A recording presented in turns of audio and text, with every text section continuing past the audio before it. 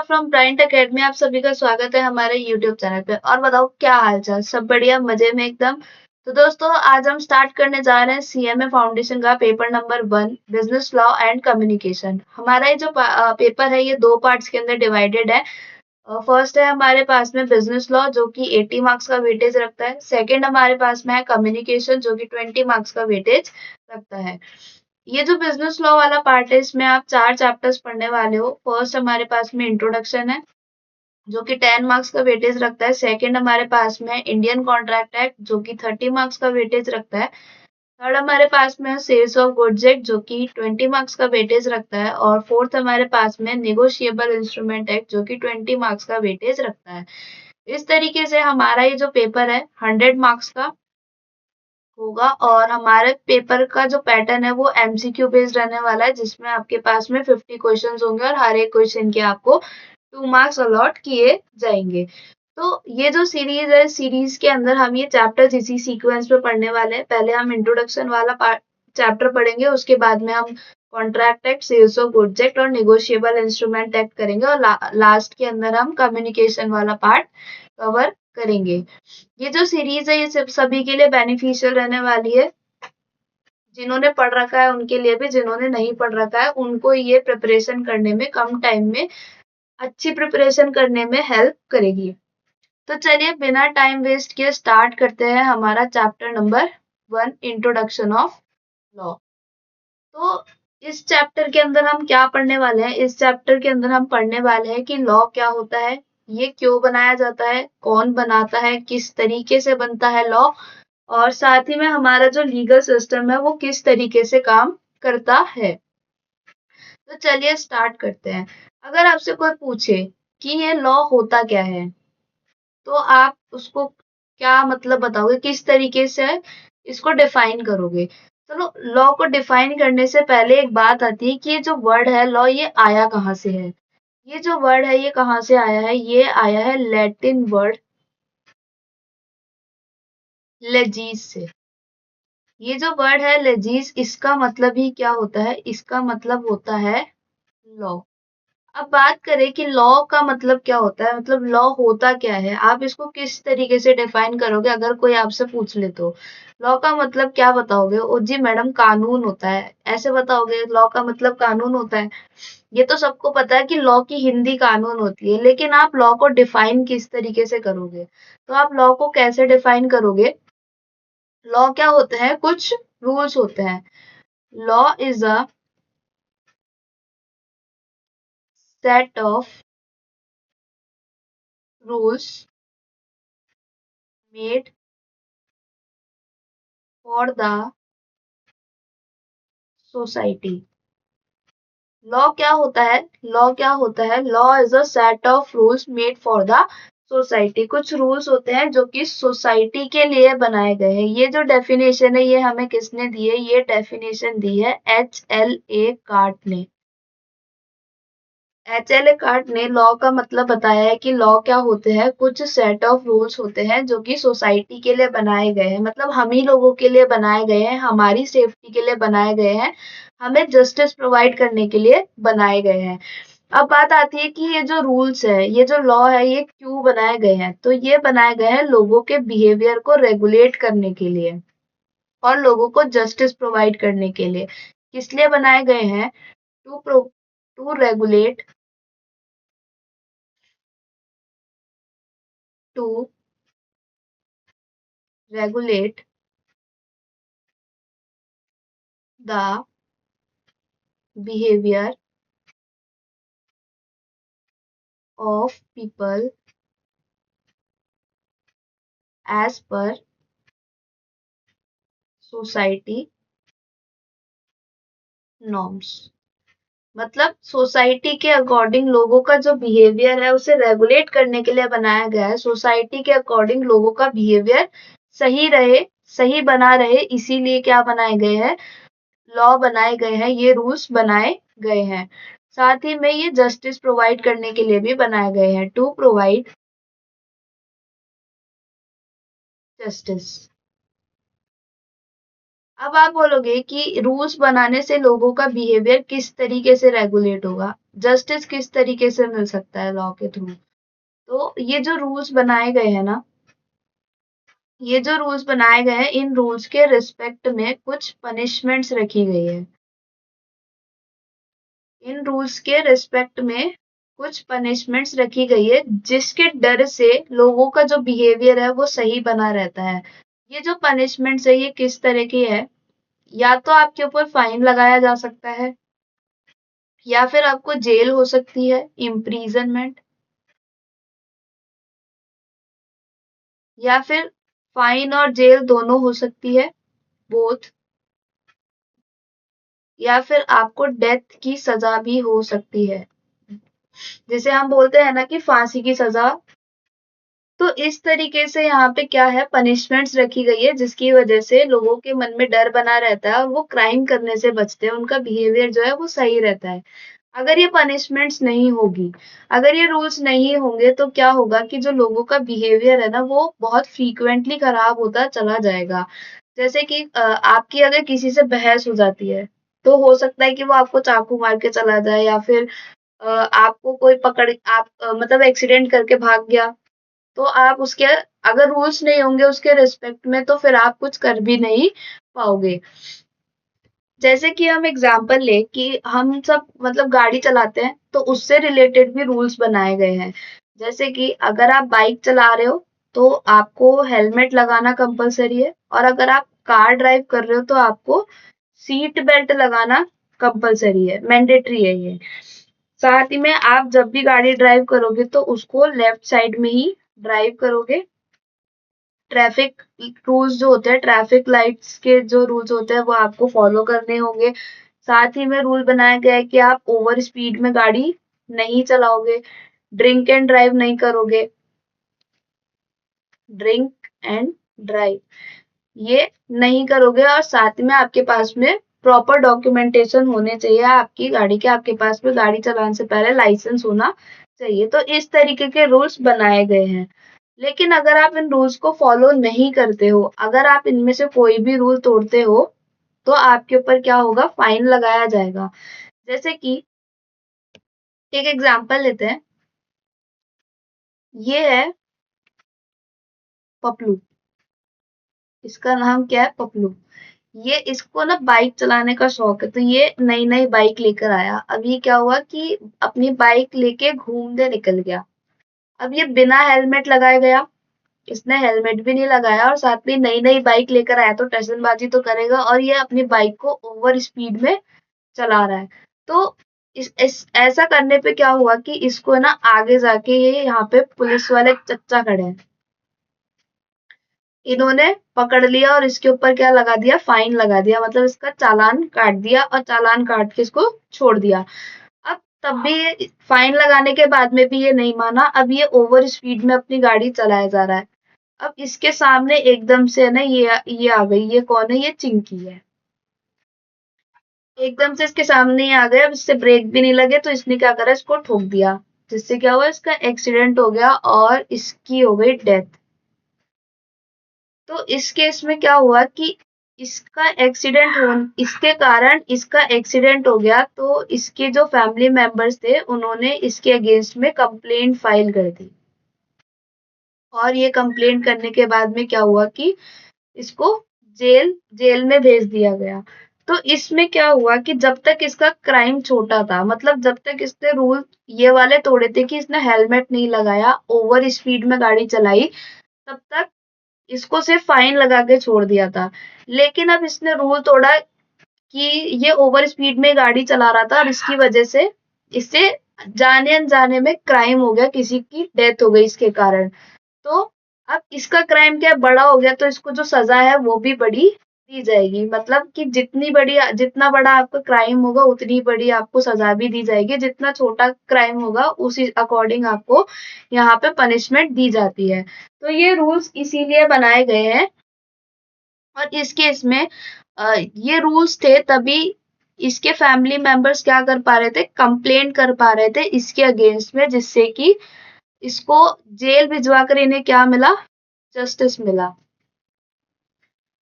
तो इस तरीके से जो ये रूल्स है ये लोगों के बिहेवियर को रेगुलेट करने का काम करते हैं और जस्टिस प्रोवाइड करने का भी काम करते हैं। सोचो अगर ये रूल्स नहीं होते तो क्या होता कि लोग कहीं पे भी गाड़ी चला रहे होते। जैसे कि ये रूल है कि आप अगर गाड़ी चला रहे हो तो आपको लेफ्ट साइड में चलानी है। अब ये रूल नहीं होता तो क्या होता कि लोग कहीं पे भी गाड़ी चला रहे होते और आपस में आमने सामने से भिड़ जाते। तो लॉ इसीलिए बनाए जाते हैं कि जिससे कि लोग उन्हें सेम तरीके से फॉलो करें, जिससे कि जो सेफ्टी है, सिक्योरिटी है वो बनी रहे और लोगों को जस्टिस प्रोवाइड करने में भी ये इस तरीके से काम आते हैं। अब बात करते हैं कि लॉ का सोर्स क्या-क्या होते हैं, कि ये जो लॉ बनाए गए हैं ये किस तरीके से बनाए गए हैं, इसका सोर्स क्या है। तो लॉ के हमारे पास में 4 सोर्स हैं। Source of law, sources of law. Law के हमारे पास में कितने सोर्स हैं? 4 सोर्सेस है हमारे पास में। सोर्स ऑफ लॉ, इसमें क्या-क्या आते हैं?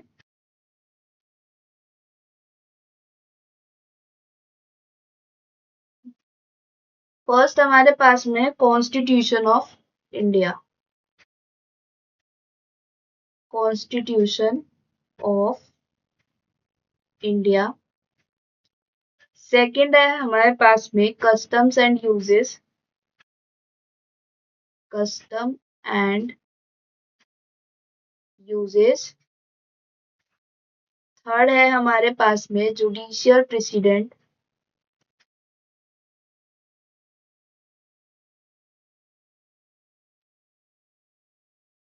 फोर्थ है लेजिस्लेशन, लेजिस्लेशन। ये हमारे पास में कुछ सोर्सेज हैं जिसके अंदर फर्स्ट है हमारे पास में कॉन्स्टिट्यूशन ऑफ इंडिया, सेकंड है हमारे पास में कस्टम, थर्ड है हमारे पास में जुडिशियल प्रेसिडेंट और फोर्थ है हमारे पास में लेजिस्लेशन। ये जो कॉन्स्टिट्यूशन है इसे हम मदर ऑफ ऑल लॉज भी बोलते हैं। जो हमारी कंट्री है वो किसके हिसाब से चल रही है? कॉन्स्टिट्यूशन के हिसाब से ही चल रही है। अगर कोई भी चीज कॉन्स्टिट्यूशन के अंदर नहीं लिखी हुई है तो उसे क्या माना जाएगा? वॉइड और इलीगल माना जाएगा। कॉन्स्टिट्यूशन को हम मदर ऑफ ऑल लॉज भी बोल सकते हैं और अगर कोई भी बात कॉन्स्टिट्यूशन के अंदर नहीं लिखी हुई है तो उसे क्या माना जाएगा? वॉइड एंड इलीगल माना जाएगा। एक तरीके से जो कॉन्स्टिट्यूशन है ये हमारा क्या है? सुप्रीम लॉ है। कस्टम एंड यूजेस क्या होते हैं? कस्टम एंड यूजेस होते हैं जो हमारा ट्रेडिशन, हम मतलब पुराने टाइम से चीजें फॉलो करते आ रहे हैं ना, पुराने टाइम से जो बिलीव्स फॉलो करते आ रहे हैं उन्हें भी यहाँ पे लॉ के अंदर इंक्लूड किया गया है। जुडिशियल प्रेसिडेंट्स क्या होते हैं? जुडिशियल प्रेसिडेंट होते हैं कि जो हमारे हायर कोर्ट्स है, सुप्रीम कोर्ट और हाई कोर्ट, ये जो जजमेंट्स देते हैं ना उन्हें भी लॉ के अंदर इंक्लूड किया गया है। लेजिस्लेशन के अंदर आती है हमारी जो लेजिस्लेटिव बॉडीज है, जो लेजिस्लेचर, हमारे जो लेजिस्लेटिव बॉडीज है जो लॉ बनाते हैं वो यहाँ पर एज अ लॉ इंक्लूड किए गए हैं। Legislative bodies. अब वन बाय वन करके इनको हम डिस्कस करते हैं। सबसे पहले बात करते हैं कॉन्स्टिट्यूशन ऑफ इंडिया 1950। ये जो हमारा कॉन्स्टिट्यूशन है ये कब आया था? 1950 में आया था। ये कॉन्स्टिट्यूशन जो है हमारा जो पूरा कंट्री, हमारी कंट्री के अंदर जो भी काम होते हैं वो किसके बेसिस पे होते हैं? कॉन्स्टिट्यूशन के बेसिस पे होते हैं। इसे हम क्या बोल सकते हैं? Mother of all laws. Second point है ये क्या है? हमारे इंडिपेंडेंट, मतलब जो हमारा इंडिया है, इंडिपेंडेंट इंडिया का ये क्या है? फाउंडिंग स्टोन है। ये इंपॉर्टेंट सोर्स ऑफ लॉ भी है। Founding stone and important source of law.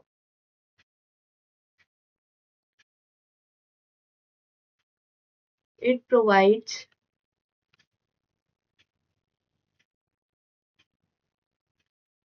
basic principles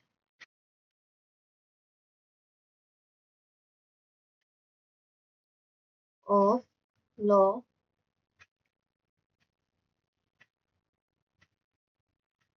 Any law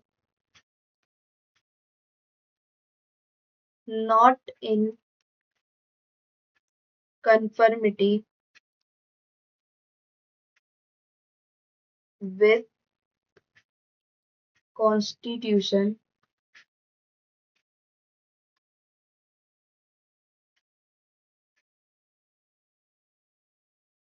is void and illegal. हमारा जो कॉन्स्टिट्यूशन है क्या है, फाउंडिंग स्टोन और इम्पोर्टेंट सोर्स ऑफ लॉ है।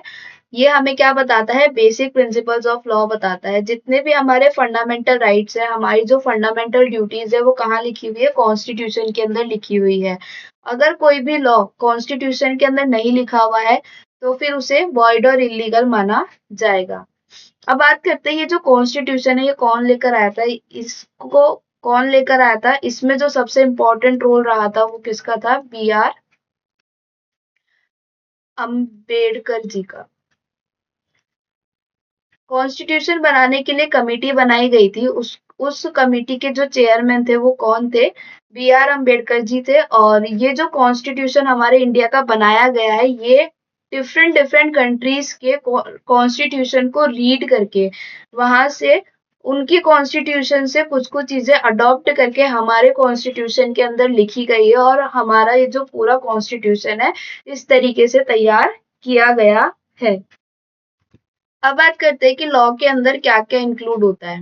लॉ के अंदर क्या क्या इंक्लूड होता है, लॉ के अंदर इंक्लूड होते हैं acts, rules, regulation, ordinance, order, bylaws, notification, clarification,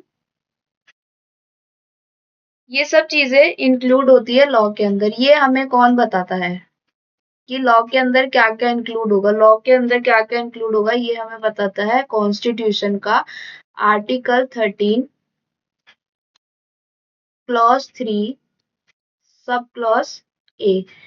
ये हमें बताता है कि लॉ के अंदर क्या क्या इंक्लूड होगा। Law includes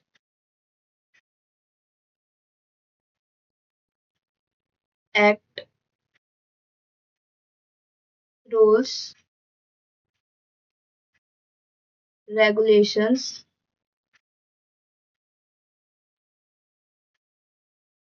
ordinance,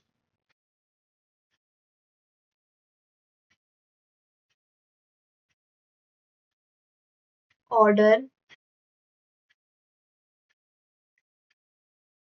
bylaws, bylaws, clarification, clarification, notifications,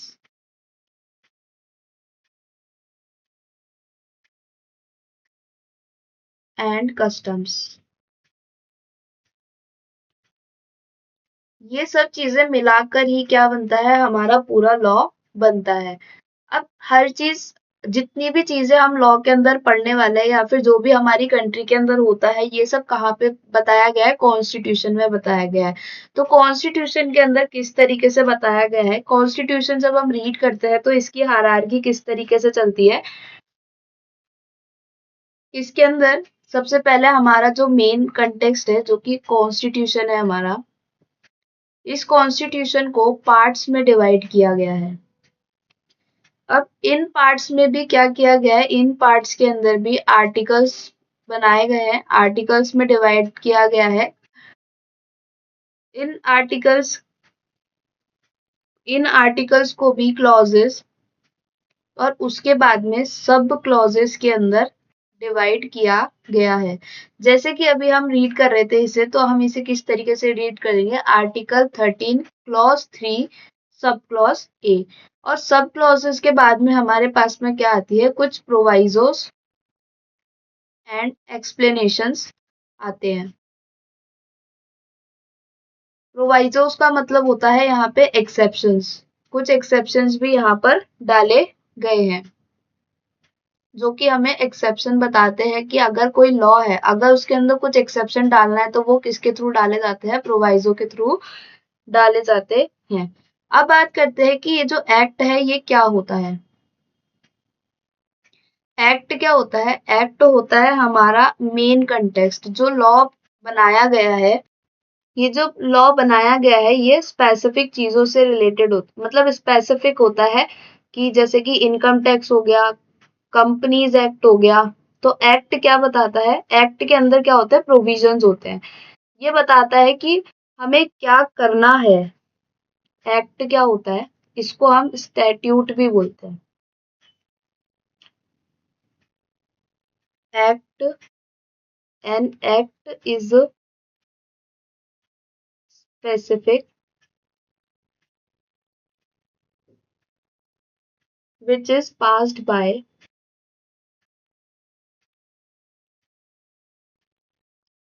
which is passed by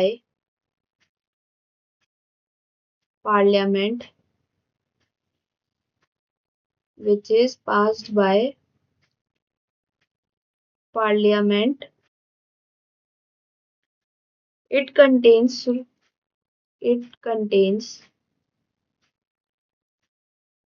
rules, sections, provisions,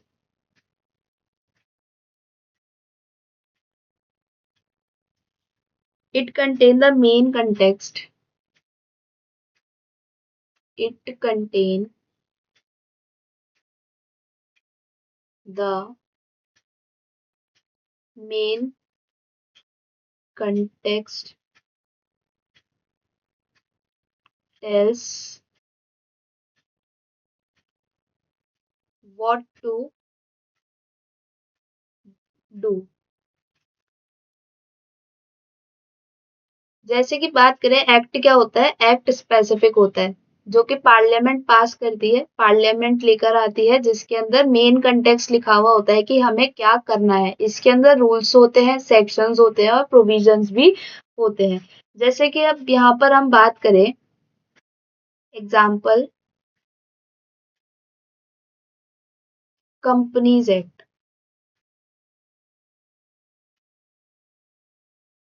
companies act 2013।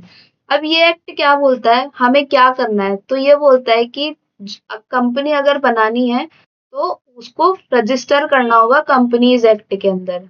तो ये एक्ट क्या बताता है, ये प्रोविजन बताता है कि कंपनी बनाने के लिए आपको, जो भी आप फर्म बना रहे हो उसे कंपनीज एक्ट के अंदर रजिस्टर्ड करोगे तभी वो क्या कहलाएगी, कंपनी कहलाएगी। तो ये बात कौन बोलता है, ये बताता है सेक्शन 2 क्लॉज 20। अगर आपको कोई कंपनी फॉर्म करनी है तो क्या क्या बोलता है ये section, company must be registered under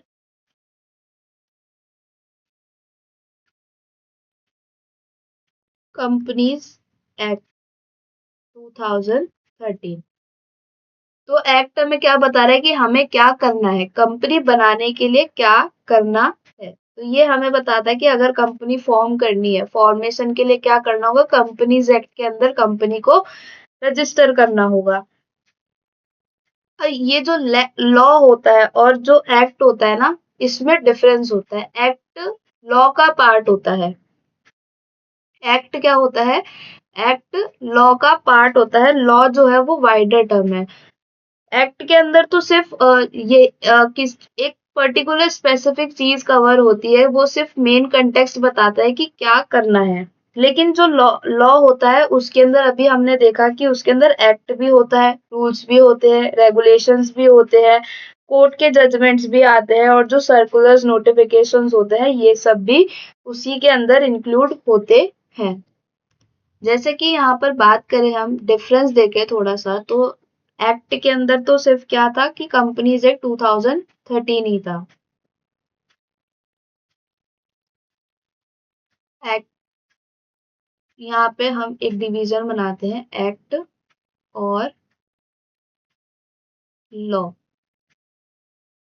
तो अब एक्ट की बात करें, हमने बात करी कंपनीज एक्ट 2013 की, कंपनीज एक्ट 2013। तो ये एक तरीके से सिर्फ मेन कंटेक्स्ट बताएगा कि क्या क्या करना है, मतलब एक तरीके की बुक हो गई। लेकिन जो लॉ है ना, इसके अंदर क्या क्या कवर होगा, एक्ट कवर होगा, मतलब इसमें कंपनीज एक्ट तो है ही कवर, कंपनीज एक्ट 2013। अब इसमें रूल्स भी कवर होंगे, कंपनीज रूल्स,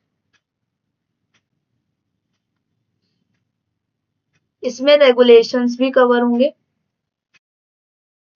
मतलब कंपनीज एक्ट के साथ में कुछ स्पेसिफिक सेक्टर के रेगुलेशंस भी यहाँ पर एप्लीकेबल होंगे, जैसे कि SEBI regulation,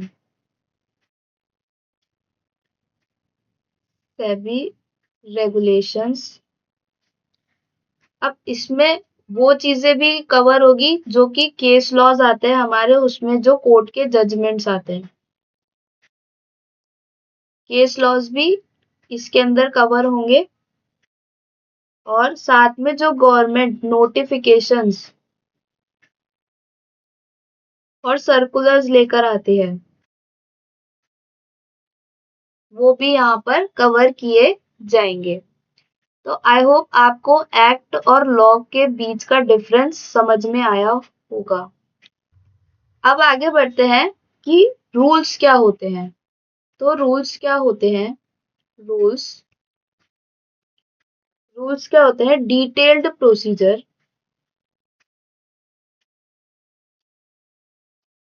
detailed procedure created under an act, created under an act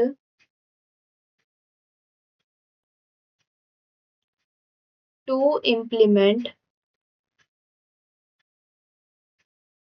to implement its provision.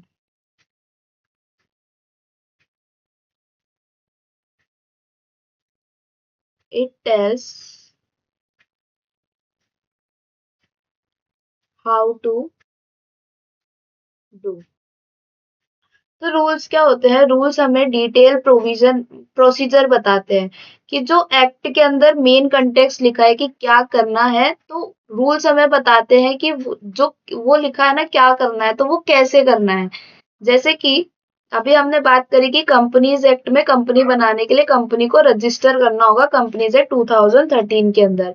तो अब यहाँ पे जो रूल्स है वो क्या बताएंगे, रूल्स हमें बताएंगे कि रजिस्ट्रेशन कैसे करना होगा, कौन सा फॉर्म फाइल करना होगा, कितने दिन में करना होगा, और उसे अगर आप ऑनलाइन फाइल कर रहे हो तो उसे सबमिट कैसे करना होगा। तो रूल्स हमें क्या बताते हैं, रूल्स हमें बताते हैं कि करना कैसे है।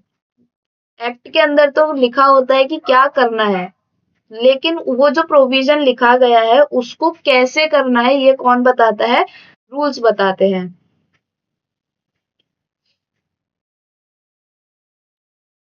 Act says company must be,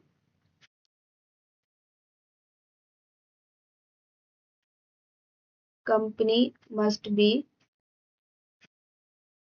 registered। Rules says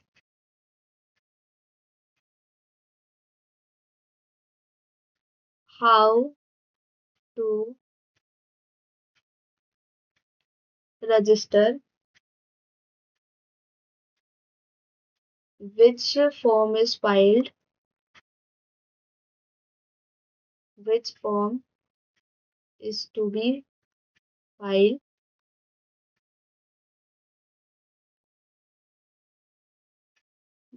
how many days, in how many days, and how to submit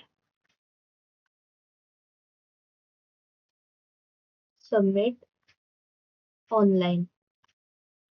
तो रूल्स हमें क्या बताते हैं कि जो मेन कंटेक्स्ट लिखा हुआ गया है, जो मेन प्रोविजन है, उसको कैसे फॉलो करना है, उसको उसका प्रोसीजर बताता है। थर्ड बात करते हैं रेगुलेशंस। रेगुलेशंस क्या होते हैं? रेगुलेशंस होती है कुछ गाइडलाइंस जो कि स्पेसिफिक सेक्टर्स बनाते हैं। कुछ हमारी रेगुलेटरी बॉडीज होती है, वो स्पेसिफिक सेक्टर्स के अंदर, वो जो स्पेसिफिक सेक्टर्स की रेगुलेटरी बॉडीज है ना, वो गाइडलाइन निकालती है। जिस रेगुलेशंस क्या होते हैं? Guidelines issued by regulatory bodies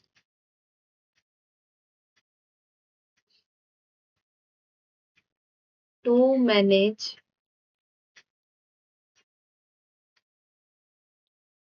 specific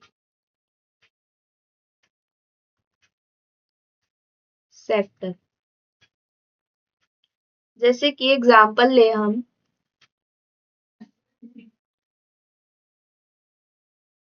अभी हम कंपनी की बात कर रहे थे, तो ये कंपनी के शेयर्स, ये जो कंपनी है, अगर इसके शेयर्स स्टॉक एक्सचेंज में लिस्टेड है, स्टॉक एक्सचेंज, स्टॉक एक्सचेंज के अंदर क्या है? लिस्टेड है। अगर ये एक लिस्टेड कंपनी है तो इसके ऊपर सेबी के रेगुलेशंस एप्लीकेबल होंगे। इसको क्या फॉलो करना होगा? सेबी के रेगुलेशंस को फॉलो करना होगा। और ये सिर्फ किसको करने होते हैं? जिनके शेयर्स, जिन कंपनी के शेयर्स स्टॉक एक्सचेंज के ऊपर, बीएससी, एनएससी, इन पे अगर इनके शेयर्स लिस्टेड है तो इनको क्या करना पड़ेगा? अलग से सेबी के रेगुलेशंस को भी फॉलो करना पड़ेगा। सेबी की जो गाइडलाइंस है उनको ध्यान में रख के इन्हें काम करना पड़ेगा। और ये जो गाइडलाइंस है ये क्या बताती है? ये बताती है कि शेयर्स किस तरीके से इशू होंगे, शेयर किस तरीके से इशू होंगे, शेयर इशू करने का प्रोसीजर बताती है। साथ ही में जो इन्वेस्टर्स हैं उनकी प्रोटेक्शन कैसे होगी? इन्वेस्टर प्रोटेक्शन वो किस तरीके से होगी ये भी सेबी ही बताता है। सेबी इन्वेस्टर्स के इंटरेस्ट को प्रोटेक्ट भी करता है। और साथ ही में जो भी डिस्क्लोजर्स होंगे, वो डिस्क्लोजर्स किस तरीके से होंगे, ये कौन बताता है? सेबी बताती है। सेबी अपनी गाइडलाइन के थ्रू बताती है। नेक्स्ट हम बात करते हैं ऑर्डिनेंसेस। ऑर्डिनेंसेस क्या होते हैं? Ordinances temporary laws made by the president. Ordinances क्या होते हैं? Temporary laws made by the made by the president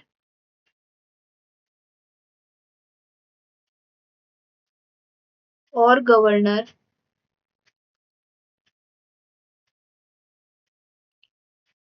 when parliament और स्टेट लेजिस्लेटिव असेंबली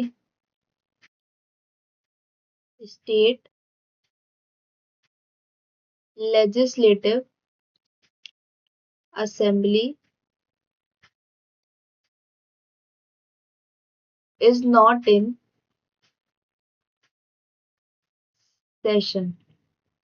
मतलब जब हमारी पार्लियामेंट और जो हमारी स्टेट लेजिस्लेटिव असेंबली है, मतलब जो हमारी विधानसभा और जो हमारी पार्लियामेंट है, अगर वो सेशन में नहीं है तो प्रेसिडेंट और गवर्नर के पास में पावर होती है लॉ लेकर आने की। अब ये जो पावर है इनको प्रेसिडेंट और गवर्नर को किसने दी है, ये भी हमारा कॉन्स्टिट्यूशन ही देता है।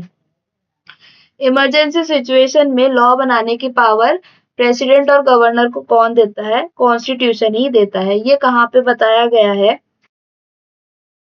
प्रेसिडेंट को जो पावर दी गई है ये बताया गया है आर्टिकल 123 के अंदर, और गवर्नर को जो पावर दी गई है वो बताया गया है आर्टिकल 213 के अंदर। Emergency power to make laws. पहले बात करते हैं प्रेसिडेंट को पावर दी गई है ना, वो कहाँ पे दी गई है, आर्टिकल 123 में।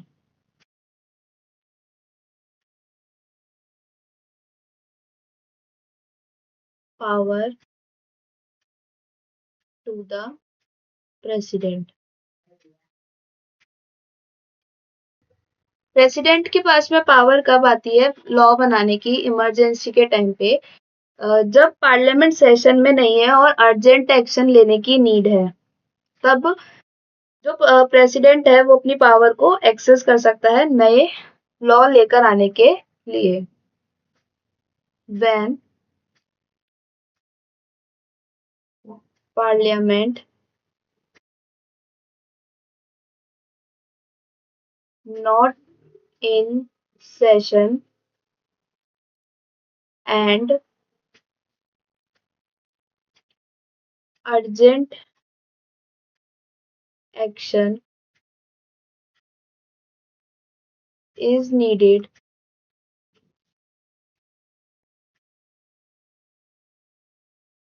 then the President of India, then the President of India can issue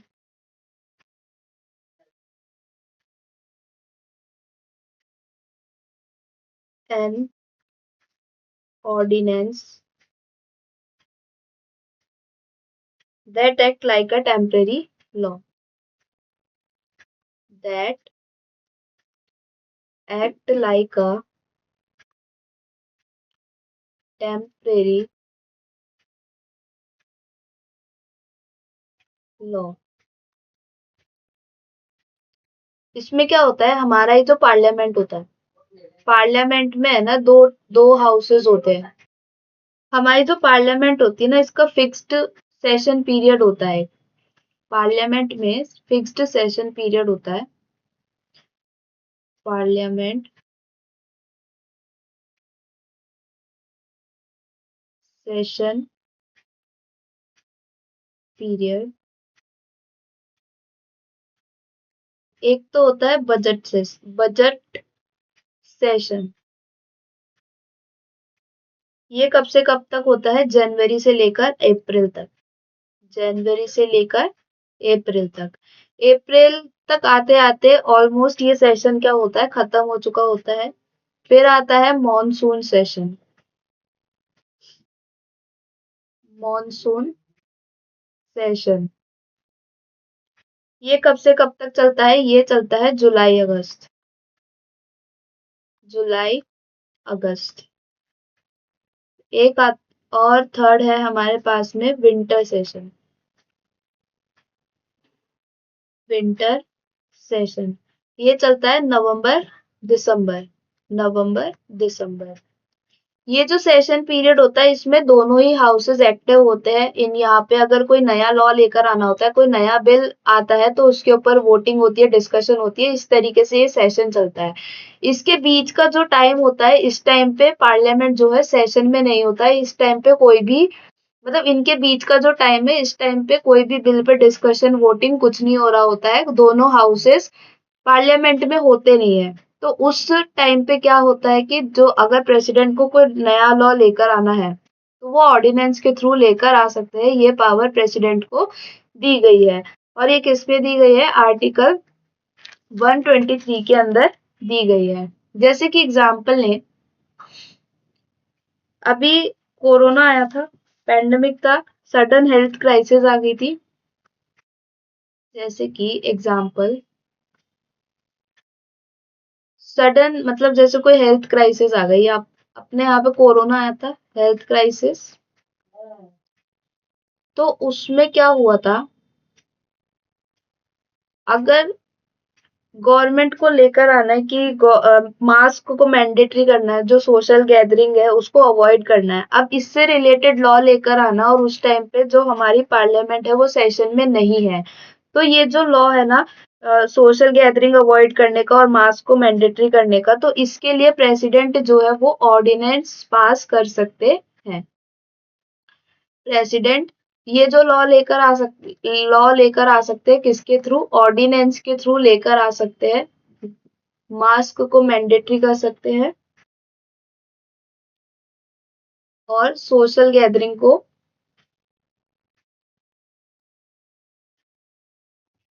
अब बात करते हैं गवर्नर के पावर की। गवर्नर के पास में भी सेम पावर होती है कि वो ऑर्डिनेंस के थ्रू लॉ लेकर आ सकते हैं। ये पावर गवर्नर को कौन देता है? आर्टिकल 213। ये आर्टिकल गवर्नर को पावर देता है कि वो ऑर्डिनेंस के थ्रू लॉ लेकर आ सकते हैं। पावर टू गवर्नर, जैसे पार्लियामेंट सेशन में नहीं होती है तो प्रेसिडेंट ऑर्डिनेंस के थ्रू लॉ लेकर आ सकते हैं, वैसे ही अगर हमारी स्टेट लेजिस्लेटिव असेंबली पावर में नहीं होती है, मतलब सेशन में नहीं होती है, तो गवर्नर के पास में पावर होती है कि वो ऑर्डिनेंस के थ्रू स्टेट के लिए नए लॉ लेकर आ सकते हैं। Similarly state legislature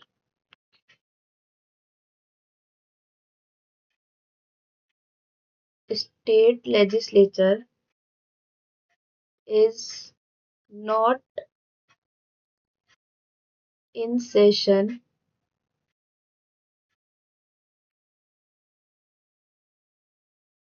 not in session, the governor of a state can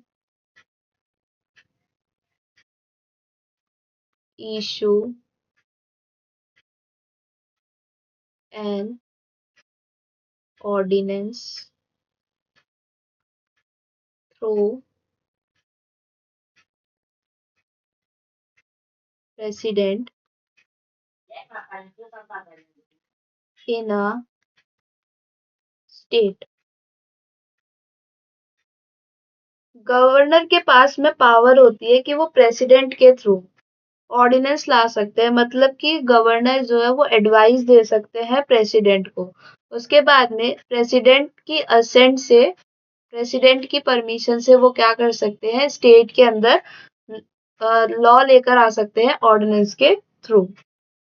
जैसे कि एग्जांपल लें, किसी स्टेट के अंदर यदि फ्लड आ जाती है, किसी स्टेट में अगर फ्लड आ जाती है, अब उस स्टेट को रिलीफ के लिए इमरजेंसी फंड चाहिए। इमरजेंसी फंड की जरूरत पड़ेगी उस स्टेट को वापस से रिकवर करने के लिए। तो इस केस में क्या होता है कि गवर्नर जो है वो ऑर्डिनेंस इशू कर सकते हैं to allocate emergency fund.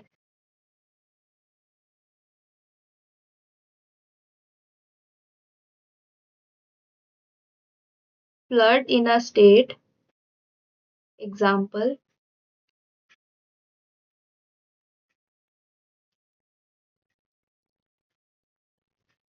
Example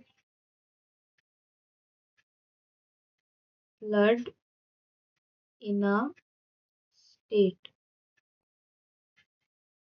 immediate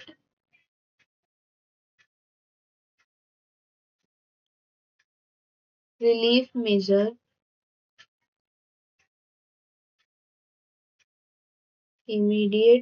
measure are needed.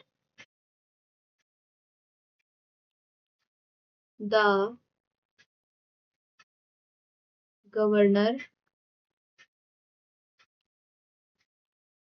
can issue an ordinance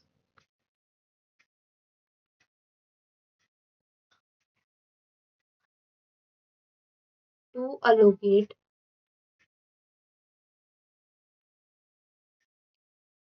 emergency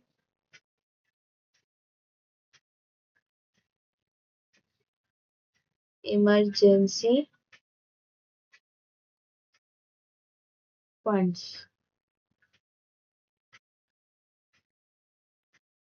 next चलते हैं ऑर्डर्स क्या होते हैं।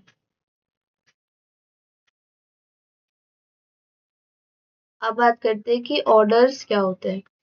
नेक्स्ट हमारे पास में आता है ऑर्डर्स। ऑर्डर क्या होता है? एक डायरेक्टिव्स होती है जो इशू किए जाते हैं by the authority under the power of law. Orders क्या होते हैं? अ डायरेक्टिव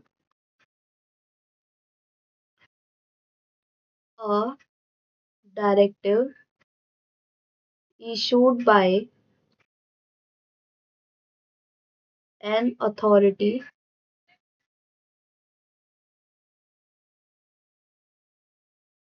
under the